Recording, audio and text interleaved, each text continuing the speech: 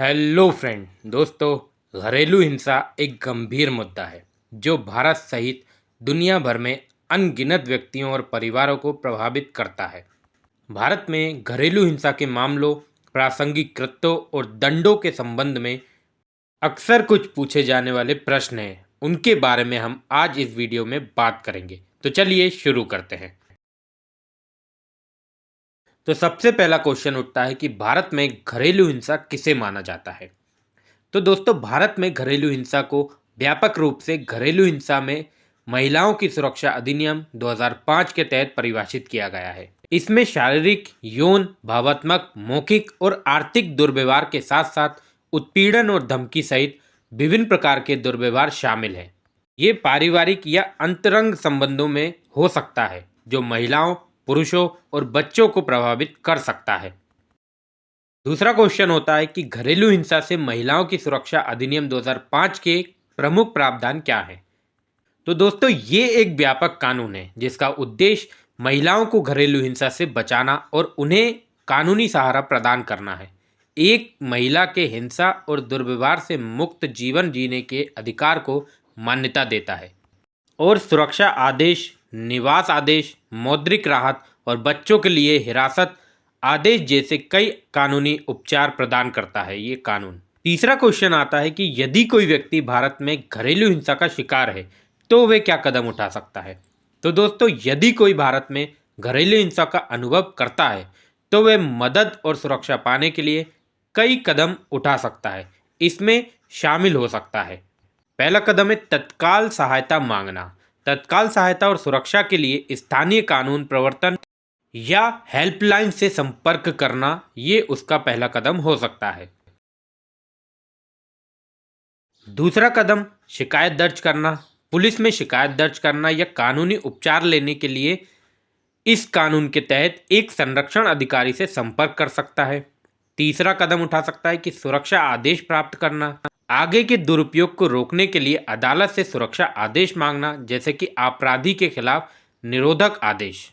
चौथा उपचार कर सकता है कि चिकित्सा सहायता मांग सकता है। हिंसा के कारण लगी किसी भी चोट के लिए चिकित्सा सहायता मांग सकता है और कानूनी उद्देश्य के लिए उसका दस्तावेजीकरण कर सकता है। पांचवा पॉइंट है समर्थन की तलाश कर सकता है, जैसे कि सहायता समूहों से, गैर सरकारी संगठनों से या परामर्शदाताओं तक पहुंचने को भावनात्मक समर्थन और मार्गदर्शन प्रदान कर सकते हैं। अगला क्वेश्चन उठता है कि भारत में घरेलू हिंसा अपराधियों के लिए क्या सजाएं हैं। तो दोस्तों, हिंसा जो है घरेलू तरह की हो रही है, जो उसके लिए दोषी पाए जाने पर अपराधियों को भारतीय कानून के तहत विभिन्न प्रकार के दंडों का सामना करना पड़ सकता है, जिनमें शामिल है, पहला है आपराधिक अभियोजन। अपराधियों पर हमला, क्रूरता और उत्पीड़न जैसे अपराधों के लिए भारतीय दंड संहिता की प्रासंगिक धाराओं के तहत आरोप लगाया जा सकता है, जिससे कारावास हो सकती है। दूसरा है कि मौद्रिक मुआवजा मांग सकते हैं। अदालतें इस कानून के तहत प्रदान किए गए कानूनी उपायों के हिस्से के रूप में पीड़ित को मौद्रिक मुआवजे के भुगतान का आदेश दे सकती है। तीसरा पॉइंट बनता है कि परिवीक्षा करवा सकते हैं। कुछ मामलों में अदालतें सजा के हिस्से के रूप में परिवीक्षा उपाय या परामर्श आवश्यकताओं को लागू कर सकती है। चौथा पॉइंट बनता है कि निरोधक आदेश पारित कर सकती है। अपराधियों पर निरोधक आदेश लागू हो सकते हैं जिन्हें उन्हें पीड़ित से संपर्क करने या संपर्क करने से रोका जा सकता है।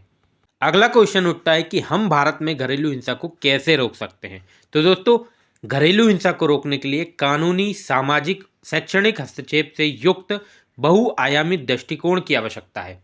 कुछ प्रमुख रणनीतियों में शामिल हो सकती हैं इस तरह से, जैसे कि जागरूकता बढ़ाना, घरेलू हिंसा के मुद्दे के बारे में लोगों को शिक्षित करने और लैंगिक समानता और सम्मान को बढ़ावा देने के लिए जन जागरूकता अभियान चलाना।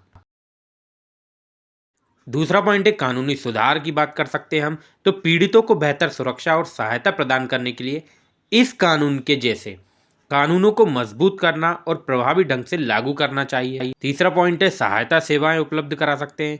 घरेलू हिंसा के पीड़ितों के लिए आश्रय हेल्पलाइन और परामर्श केंद्र जैसी सहायता सेवाओं की स्थापना और वित्त पोषण की स्थापना की जा सकती है। चौथा पॉइंट है कि महिलाओं को सशक्त बनाना जरूरी है। हिंसा के प्रति उनकी संवेदनशीलता को कम करने के लिए शिक्षा, आर्थिक अवसरों और नेतृत्व भूमिकाओं के माध्यम से महिला सशक्तिकरण को बढ़ावा दे सकते हैं।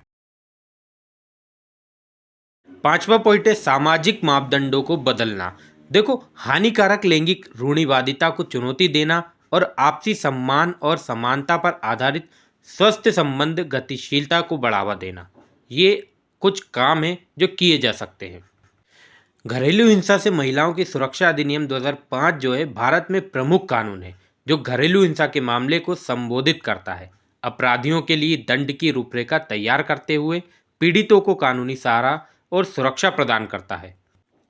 ये थी इस कानून से जुड़ी कुछ जानकारी। अधिक जानकारी के लिए अपने नज़दीक के किसी वकील से संपर्क करें। तो दोस्तों, मिलते हैं नेक्स्ट वीडियो में किसी नए टॉपिक के साथ।